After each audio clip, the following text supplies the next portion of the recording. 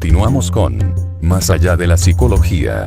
Capítulo 12. La obediencia no requiere ningún arte. Amado Osho, cuando te oigo hablar de tu visión, no puedo evitar sentir que los pocos valientes que te rodean llegarán a vivir la experiencia del hombre nuevo. Pero tengo la sensación de que harán falta 100 años más para que el ser humano en general llegue a ver y a vivir la genialidad de lo que propones. ¿Es así? Es verdad. Incluso será pronto si sucede en un periodo de 100 años. Pero esta pregunta es significativa a otro nivel completamente diferente. No se trata de la realización de la visión, la llegada del hombre nuevo, de una nueva humanidad, eso llegará en su momento. Lo más importante es ser capaz de visualizarlo. Todo lo grandioso que ha ocurrido en el mundo empezó siendo una idea. A veces le costó cientos de años convertirse en realidad, pero la alegría de tener una visión, una percepción del futuro, es inmensa. La gente que está conmigo debería alegrarse de poder tener una posibilidad, de ver la desaparición del viejo mundo podrido y de que un nuevo ser humano, fresco y lozano, tome su lugar. La visión misma, como mínimo, te cambiará a ti. Cambiará tu ser del pasado al futuro. En cierto sentido comenzarás a vivir el hombre nuevo que aún no ha llegado. Comenzarás a vivir el hombre nuevo en pequeñas cosas, y cada momento de esa vivencia será una bendición. Y a medida que te vayas familiarizando, dentro de ti mismo, con la explosión de lo nuevo y la destrucción de lo viejo, irás cambiando, irás viviendo una revolución. Estoy interesado en ti. ¿A quién le importa lo que pueda ocurrir dentro de 100 años?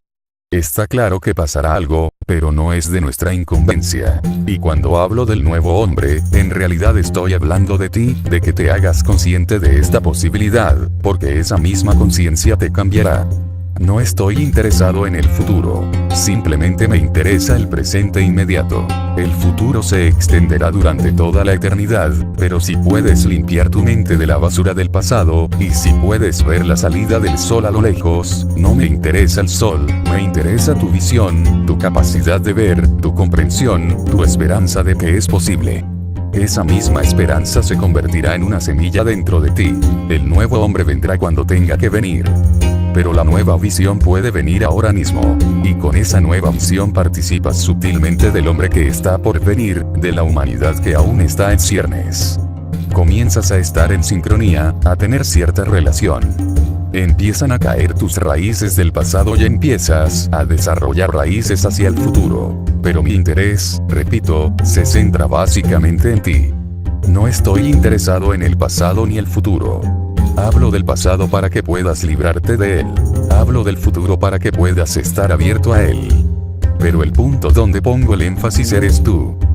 Amado Osho, nada me conmueve más que cuando hablas del nirvana. Es muy misterioso que pueda añorar tanto algo que no conozco y de que lo que tú no puedes hablar. La palabra misma aún no está polucionada y es tan maravillosa. Por otro lado, la otra semana me di cuenta de que ahora tenemos hasta pólizas de seguros iluminados. ¿Conmoverías mi corazón una vez más, por favor? Este debe ser cabeza, porque la pregunta solo puede proceder de California. En California puedes tener pólizas de seguro iluminadas. En California todo es posible.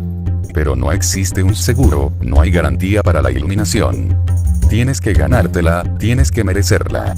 Nadie puede dártela. No es un bien de consumo. Y puedo ver por qué la palabra Nirvana Red conmueve hasta el éxtasis. Ciertamente es una de las palabras que están impolutas. Existe una razón por la que permanece impoluta. La primera razón por la que ha permanecido impoluta es su significado. A menos que hayas llegado a una profunda comprensión de ti mismo y de la existencia, la palabra nirvana te dará miedo. Es una palabra negativa. Literalmente significa apagar la vela. Gautama Buda utilizó la palabra para el estado de conciencia definitivo. Podría haber elegido una palabra positiva, y en India había muchas palabras positivas para describirlo. Moksha, libertad, liberación. Kaivalya, soledad, absoluta soledad. Brahmanubhava, la experiencia última. Pero eligió una palabra extraña que nunca antes había sido utilizada en contextos espirituales. Apagar la vela. ¿Cómo puede relacionarse con una experiencia espiritual? Buda dice que lo que llamas tuyo no es más que una llama, que continúa ardiendo gracias a tus deseos.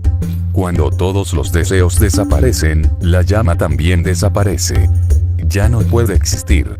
La llama también desaparece. Desaparece en el vasto universo, sin dejar rastro. No puedes volver a encontrarla. Está allí pero se ha apartado para siempre de cualquier identidad, de cualquier limitación. De ahí que Buda eligiera la palabra nirvana en lugar de realización, porque realización todavía puede darte cierta superioridad egoísta. Tú eres la persona realizada, tú eres el ser liberado, tú estás iluminado, tú has encontrado. Pero tú permaneces. Y Buda está diciendo que ese tú ha perdido. ¿Quién va a encontrarlo? Te dispersas, solo eras una combinación. Ahora cada elemento vuelve a su fuente original. La identidad del individuo ya no existe. Sí, existirás como el universo. Por eso Buda, conociendo las tendencias humanas, evitó cualquier palabra positiva porque cada palabra positiva puede darte una sensación egoísta. Ninguna palabra negativa puede hacerlo. Por eso permanece impoluta. No puedes polucionar algo que no es. Y la gente tenía mucho miedo, sentía un profundo temblor interno al usar la palabra nirvana. A Buda se le preguntaba miles de veces: tu palabra nirvana no crea un impulso en nosotros, no crea en nosotros el deseo de alcanzarlo. La verdad última, la autorrealización, la realización de Dios. Todas estas palabras crean deseo, un gran deseo. Tu palabra no crea deseo. Y Buda repetía una y otra vez. Esa es la belleza de la palabra. Todas las palabras que crean deseo en vosotros no os van a ayudar, porque el deseo mismo es la raíz de vuestras desgracias. Anhelar algo es lo que os causa tensión. No hay nada que desear. Por el contrario, tienes que prepararte para aceptar la disolución. En la disolución no puedes afirmar el ego, de ahí que la palabra permanezca impoluta. Ninguna otra palabra ha permanecido impoluta. Ello se debe a su negatividad, y solo un gran maestro puede dar algo a la humanidad que, aunque quieras, no puedes polucionar. 25 siglos, pero no hay manera. El nirvana va a disolverte. No puedes hacerle nada. Ciertamente es la palabra más pura. Incluso su sonido, entiendas o no entiendas su significado, te calma, te da una profunda serenidad y silencio, que ninguna otra palabra. Realización de Dios, el absoluto, el último, ninguna otra palabra te da esa sensación de silencio. En el momento en que oyes la palabra nirvana, es como si se detuviera el tiempo, como si no hubiera ningún lugar donde ir. En ese mismo momento puedes fundirte, disolverte, desaparecer, sin dejar ningún rastro atrás. Amado Osho, la anécdota que contaste sobre Mullah Nasruddin y el saco de azúcar ilustra con precisión la resistencia que a veces siento a que se me diga lo que tengo que hacer. Cuando el padre de Nasruddin vio lo que estaba pasando con el azúcar, bastaba con que se lo hubiera hecho notar a su hijo, sin proponerle una solución. Una vez que le señalaron la situación, el Mullah, si tenía algo de inteligencia, y parece que era bastante inteligente, podría haber visto inmediatamente lo que había que hacer y haber actuado consecuentemente. Pero su padre no le dio la oportunidad de resolverlo por sí mismo. Animar a la gente a usar su inteligencia e iniciativa parece ser una forma creativa de poner en acción la propia autoridad. Te agradecería un comentario. La historia es simplemente una forma de decir cosas muy complejas y complicadas. Respecto a la historia, tienes razón. El padre podría haber explicado. No hacía falta dar una orden, ni tampoco había necesidad de obedecer o desobedecer. Pero es una historia. En la vida real hay cosas, en concreto, por ejemplo, Dios, o el alma, o el paraíso, el templo, la adoración, la oración a un Dios desconocido, que no hay forma de explicar. El padre de familia no puede explicar a Dios. Él mismo no sabe. Le han dicho alguna cosa, lo ha aceptado y se lo ha creído. Ahora llega el momento de contárselo al hijo. ¿Cómo podría explicarlo? Y aquí es donde yo entro en la historia. Toda tu sociedad y la mente de tu sociedad están basadas en cosas que solo pueden creerse, pero no pueden explicarse. De ahí la necesidad de la obediencia. De ahí la ira de tus mayores cuando desobedeces. Para mí también fue un problema durante la infancia. Toda mi familia iba al templo y yo me resistía. Estaba dispuesto a ir, siempre que pudieran explicarme de qué iba todo aquello. No tenían otra explicación excepto que siempre se ha hecho así, y es bueno seguir a tus mayores, seguir a las generaciones que te precedieron, seguir el antiguo legado, es bueno. Esto no es una explicación. Yo les dije, no os estoy preguntando si es bueno o malo, estoy preguntando qué es.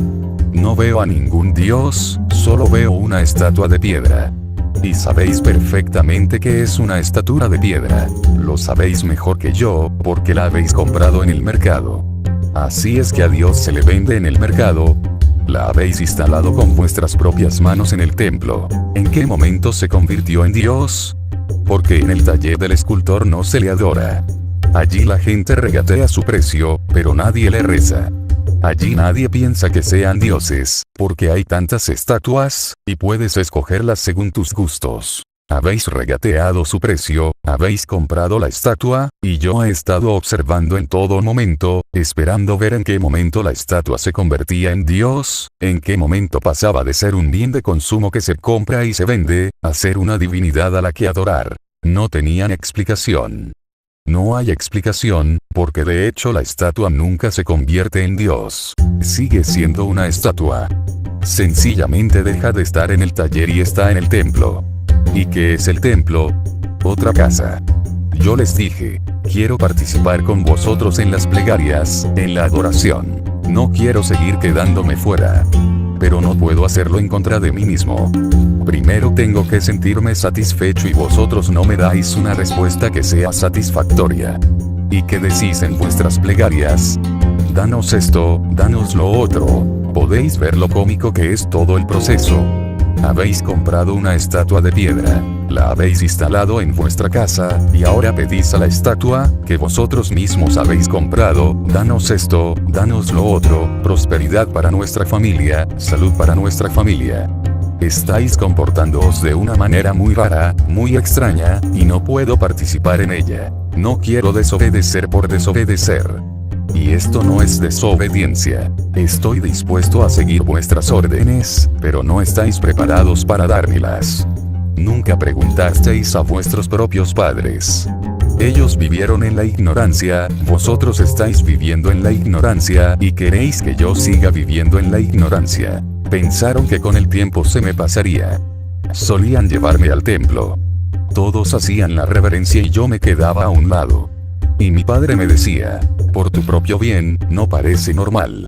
Parece muy extraño que te quedes a un lado mientras todo el mundo hace la reverencia con tanta religiosidad. Yo dije, yo no veo nada de religiosidad. Sencillamente veo cierto tipo de ejercicio. Y si esta gente está tan interesada en el ejercicio, pueden ir a un gimnasio. Eso será verdaderamente saludable. Estaban pidiendo, danos salud, danos riquezas. Id al gimnasio y allí podéis conseguir salud y hacer ejercicio de verdad. Esto no es gran cosa.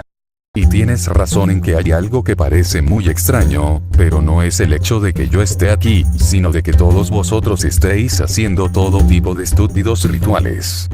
Vosotros sois extraños. Puede que esté en minoría, pero yo no soy el raro. Y dices que debería participar por respeto a vosotros. ¿Por qué no os unís vosotros a mí por respeto a mi persona? Deberíais quedaros todos de pie en una esquina. Eso demostraría que realmente queréis participar. Finalmente me dijo, es mejor que no vengas al templo porque viene más gente, te ven, y siempre estás haciendo algo obsceno. Yo dije, ¿qué? Porque siempre estaba sentado dando la espalda a Dios, cosa que no estaba permitida. Era obsceno. Y añadí, si Dios es omnipotente puede cambiar de posición. ¿Por qué habría yo de preocuparme? Pero él sigue sentado en la misma posición. Si no quiere verme la espalda, puede moverse. Puede ponerse a mirar desde el otro lado. Yo estoy más vivo que vuestro Dios, por eso me decís a mí que cambie de posición y no se lo decís a vuestro Dios. Sabéis que está muerto. Y ellos dijeron, no digas esas cosas. A lo que respondí, ¿qué puedo hacer? Él no respira, él no habla, y tampoco creo que oiga, porque un hombre que no respira, que no ve, que no puede moverse, que no puede oír. Todas estas cosas, actividades, son propias de una unidad orgánica, y el organismo tiene que estar vivo. Entonces, ¿a quién estáis rezando? Y poco a poco persuadí a mi familia de que se deshicieran del templo. Había sido construido por mi familia, pero se lo cedieron a la comunidad. Dejaron de acudir a él. Yo les dije, a menos que me lo expliquéis, vuestro abandono muestra que no os estáis comportando inteligentemente. Así pues, la cuestión no está en la historia. La historia es una simplificación de las complicadas situaciones de la vida sobre las que nunca se dan explicaciones. El ser humano ha vivido sin explicaciones durante miles de años, ha obedecido, no ha preguntado, no ha dudado, no ha sido escéptico. Ha tenido miedo de hacerlo porque todo esto son pecados. En la obediencia está la virtud. Para mí la obediencia no es una virtud, la virtud reside en la inteligencia. Si sigues algo porque atrae tu inteligencia, entonces se vuelve virtuoso. Y si no sigues algo porque tu inteligencia no está de acuerdo, no tiene que condenarse como pecado. La mente humana ha sido condicionada durante siglos para obedecer. Yo quiero una sociedad en la que dejemos atrás todo lo que no puede ser explicado. Solo entonces se podrá abandonar la obediencia. Yo no he prescindido de Dios sin una causa. Todo esto es una totalidad conectada. Si no se prescinde de Dios, la obediencia permanece incorporada a la religión y entonces la religión nunca puede convertirse en un planteamiento científico para acceder a tu interior. Por eso no debería darse ninguna orden que no se comprenda. Estas cosas deberían apartarse de la mente humana. Pero entonces, ¿qué queda de la religión? Dios desaparece, el cielo y el infierno desaparecen. Mahavira creía en 3 infiernos, porque la gente comete pecados de distintas categorías. Naturalmente, ponerlos a todos en el mismo infierno y castigarlos de la misma forma es ilógico. Él era un hombre lógico, muy matemático. Te sorprenderá saber que hace 25 siglos expuso toda la teoría de la relatividad que Einstein ha descubierto este siglo. Por supuesto que no con tanto detalle, porque no tenía forma de experimentar. Solo era su visión. Entonces él tiene 3 infiernos. La cristiandad solo tiene uno, el islam solo tiene uno, el judaísmo solo tiene uno. ¿Por qué insiste Mahavira en que hay 3? Porque puede ver que no está justificado poner a todo el mundo en el mismo infierno. Alguien ha cometido un pequeño pecado, simplemente ha robado un poco de dinero de otra persona y otra persona ha matado a mucha gente, ha asesinado, ha violado. No es lógico darles el mismo castigo. Por eso tiene 3 categorías. En la primera están los pecadores menores. La gente que ha estado fumando, bebiendo té y café, comiendo helados, etc. Como no han hecho grandes pecados, el primer infierno será para ellos, para torturarlos solo un poco. Con no darles sus helados será suficiente. Arrojarles al fuego del infierno parece demasiado. En el segundo estarán los que tienen pecados graves. Y en el tercero los que más han pecado, los grandes pecadores. Pero no es tan fácil dividir a los pecadores en 3 categorías. Buda tiene 7 infiernos, porque ve que aún con 3 no puede ser justo. Hay tantos tipos de gente y tantos tipos de pecado que hace falta un rango un poco más amplio para ser justo. Tiene 7 infiernos. Pero nadie tiene una explicación. Nadie puede probar su existencia. Solo se trata de una hipótesis. Hubo un hombre, Sanjay Velatiputta, contemporáneo de Buda y de Mahavira, que también fue un gran profesor. Según él hay 700 infiernos porque dice, esta gente no entiende la complejidad. Y creo que tiene razón. Si entramos en la complejidad del tema, incluso 700 infiernos pueden no ser suficientes. Quizá tengas que encontrar un infierno para cada uno, para cada pecador, porque no puedes juntar a 2 pecadores. Sería injusto para uno, o para el otro. No existe un criterio, no hay una balanza que pueda decidir cuánto has pecado, cuántos kilos de pecado tienes. Todo es hipotético. ¿Y a quién escuchar? Los 3 son grandes profesores, grandes maestros.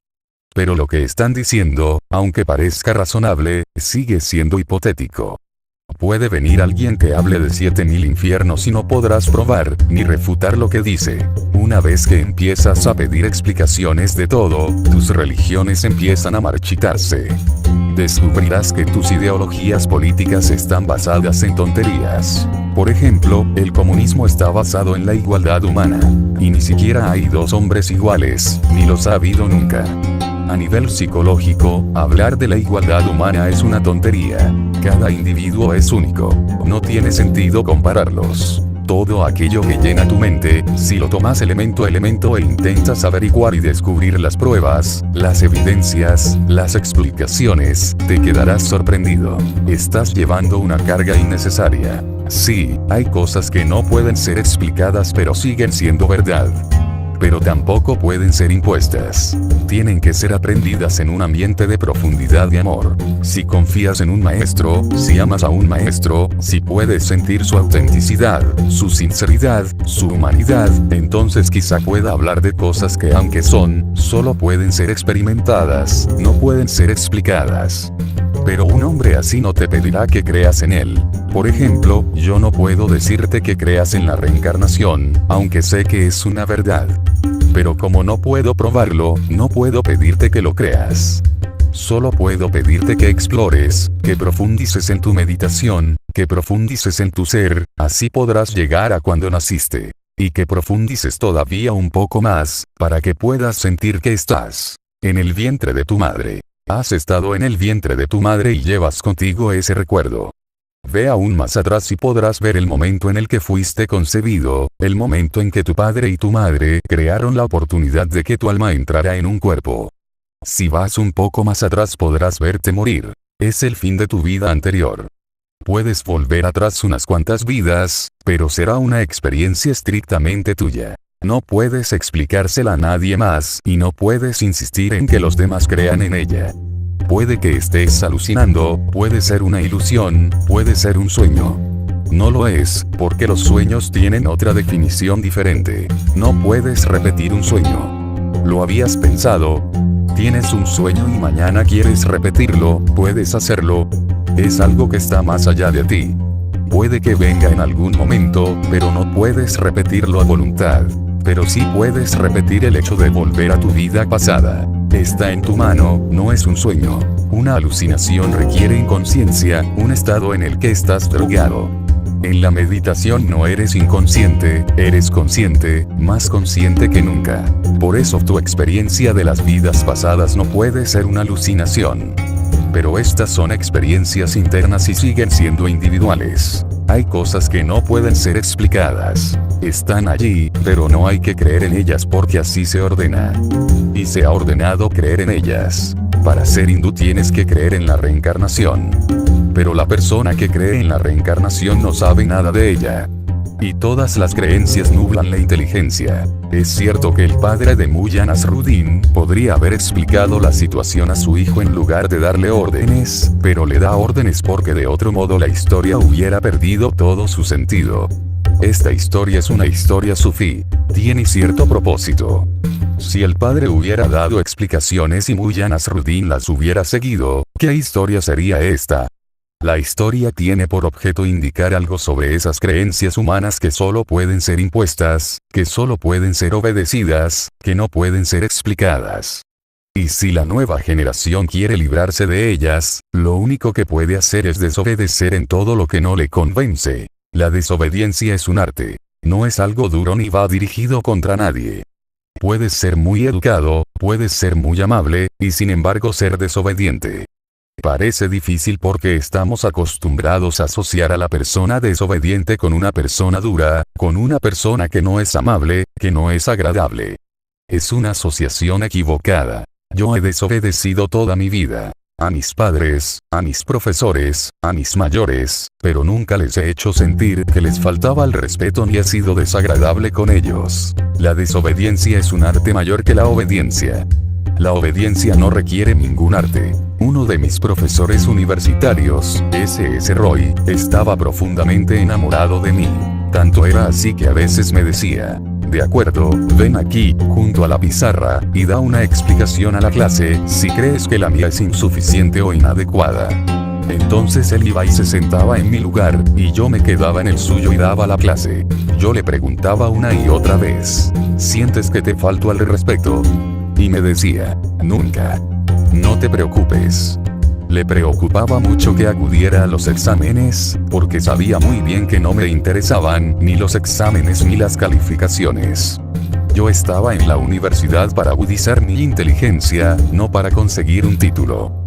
Por eso, cuando había examen, venía a mi habitación y me llevaba en su coche hasta el aula donde tenía que examinarme, comprobaba con sus propios ojos que entraba en ella, y entonces se iba. El primer día le dije, no he preparado nada de estos temas. Y voy a ser completamente original, porque cualquier respuesta que dé no podrá encontrarse en ningún libro. Él me dijo, señor, ¿por qué no me lo has dicho antes? Porque este es el examen que he puesto. No te preocupes, aún queda tiempo. Sacó su cuaderno, me dio 5 preguntas y estando aún en el coche, me dio respuestas resumidas para las 5. Me dijo, te voy a dar solo lo esencial. Lo demás puedes elaborarlo. Cuando acabó, le dije, no te sientas molesto, pero no voy a usar ni una sola frase de lo que me has dado porque sería injusto. Has preparado el examen y no deberías dejar que lo viera. No has hecho más que agrandar mi problema.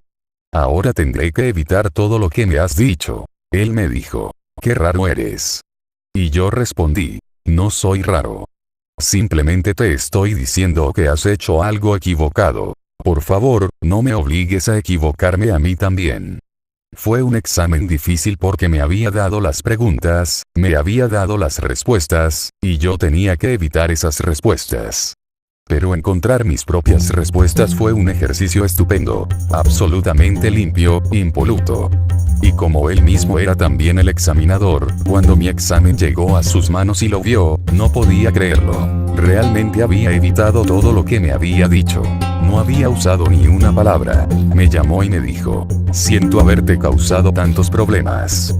Puedo ver lo complicado que debe haberte resultado evitar todas las respuestas correctas y sin embargo contestaste correctamente.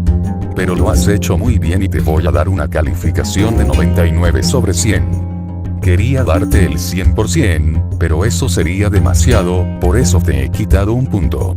Pero puedo confesarte que ese era mi deseo, darte una calificación del 100%, por la simple razón de que has podido evitar todas las respuestas reales, y sin embargo te las has arreglado para dar respuestas significativas a todas las preguntas. Y las respuestas que has dado no pueden ser halladas en ningún libro de texto. Debe haber sido una gran tensión para ti. Yo dije, no lo ha sido. Solo ha sido un juego, un ejercicio. De todos modos, me preguntó, ¿por qué no me escuchaste? Habría sido lo más sencillo. Yo le respondí, sabes que no puedo hacer nada injusto. Ningún otro estudiante sabía las preguntas. Ahora soy yo el que me he ganado esa calificación de 99 sobre 100. Si hubiera repetido tus respuestas me habría sentido culpable por haber participado en un proceso injusto. Pero no te sientas mal. No he rechazado tus respuestas por ninguna otra razón. Puedes ser desobediente con mucho arte. De hecho tendrás que aprender mucho arte para ser desobediente.